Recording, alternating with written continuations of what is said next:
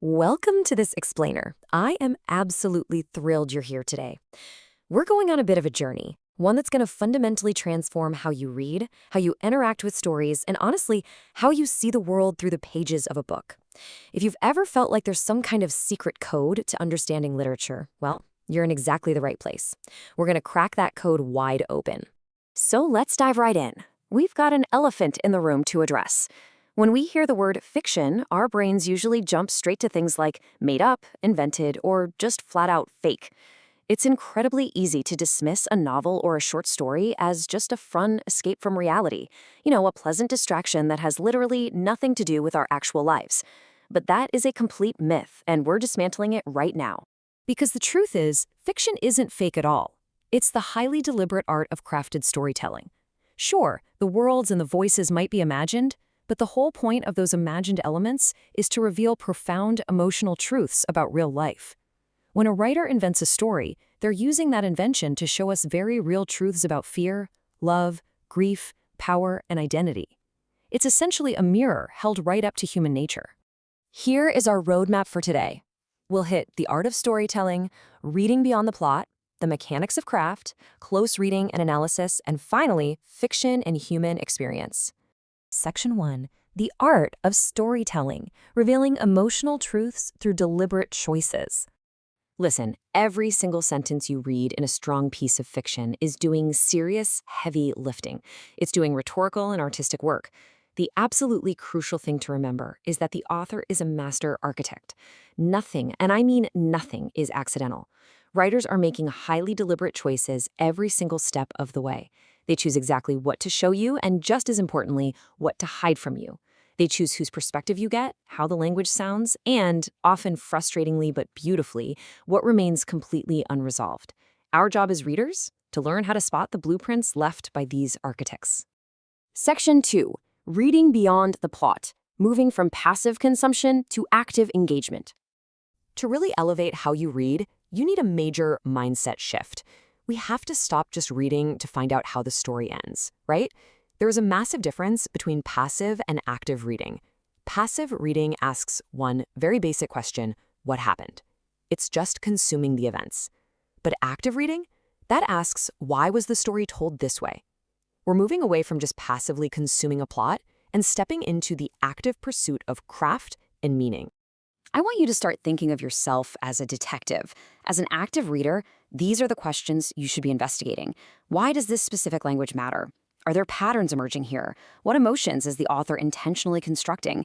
And honestly, this is the big one. What is left unsaid? What tensions are simmering right there beneath the surface? Really strong literary readers don't just track events, they pay deep attention to the craft that's shaping the meaning. Section 3. The mechanics of craft. Deconstructing the story. Okay, let's zoom in and look at the actual literal tools writers use to build these narratives. First up, characterization. Characters aren't just random names thrown on a page. They're meticulously constructed. Writers build them through dialogue, their internal thoughts, their memories, and physical descriptions. But consider that last tool on the list: silence. Sometimes, what a character actively avoids saying matters way more than what they actually say out loud. Silence is an incredibly powerful tool. Next up is setting. Now, setting is absolutely never just a location. It is not just a backdrop where things happen. The setting is actively creating the emotional atmosphere.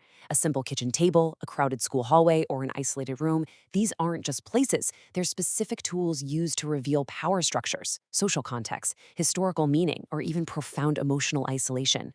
Then we absolutely have to talk about point of view. Who's holding the narrative mic? Because who tells the story changes everything. You always have to ask, who has narrative control here? What information are they keeping from us? And is this narrator actually trustworthy, or do they have specific biases that are entirely shaping how we interpret the truth and memory of the story? And let's look at how these mechanics manipulate time. Because stories almost never move in a straight chronological line, do they?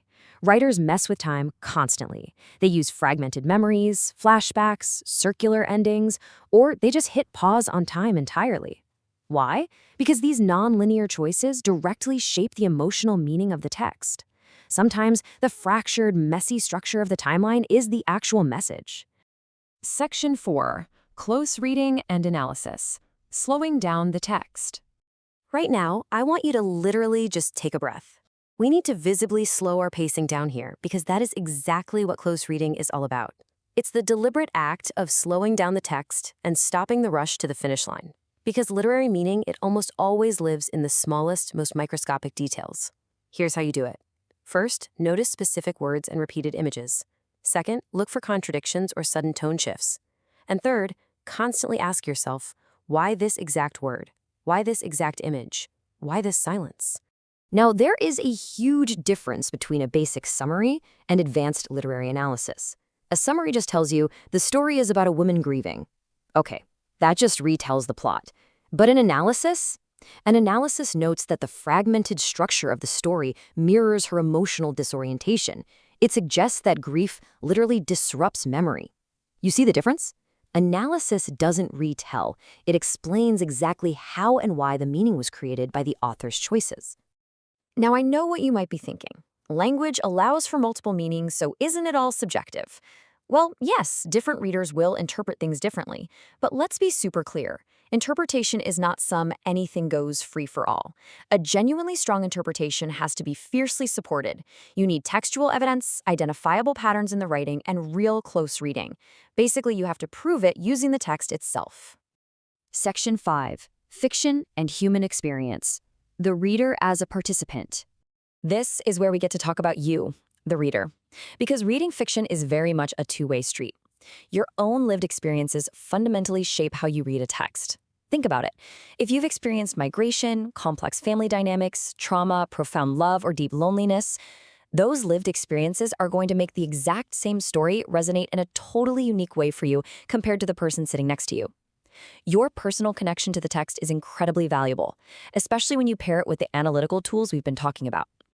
Ultimately, fiction allows us to encounter perspectives way outside our own bubble. It lets us explore harsh, difficult realities, but from a safe distance. It forces us to confront ambiguity and really question the social systems around us. Sure, sometimes fiction comforts us, but a lot of the time, it unsettles us. And that discomfort is a good thing. It's intellectually meaningful. It's exactly how we develop profound, genuine empathy. So to wrap this up, reading is never a passive act.